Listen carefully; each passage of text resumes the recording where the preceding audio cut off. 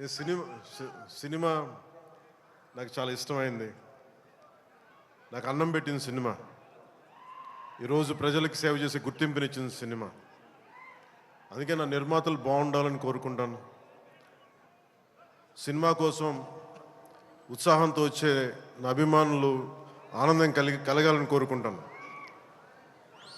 ఎప్పుడు సినిమా ఎలా ఆడాలి, ఎంత బాగా ఆడాలి నాకు తెలియదు. ఎప్పుడు సినిమా రిలీజ్ అయినప్పుడు కలెక్షన్స్ ఎంత ఇప్పుడు అడగలేదు, నాకు తెలియదు ఆ సంగతి.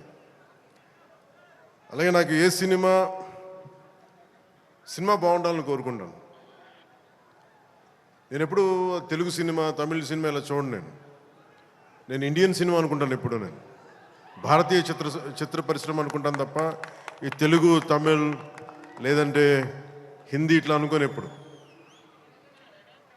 అలాంటి తెలుగు చిత్ర పరిశ్రమ ఈరోజు భారతదేశంలో ప్రపంచవ్యాప్తంగా అది ఆస్కర్ దాకా వెళ్ళి, ఇది మన తెలుగు చిత్ర పరిశ్రమ తాలూకు గ్రేటెస్ట్ అచీవ్మెంట్. అది అలాంటి తెలుగు చిత్ర పరిశ్రమలో నాకు చిన్నపాటి భాగస్వామ్యం ఉన్నందుకు చాలా ఆనందంగా ఉంటుంది.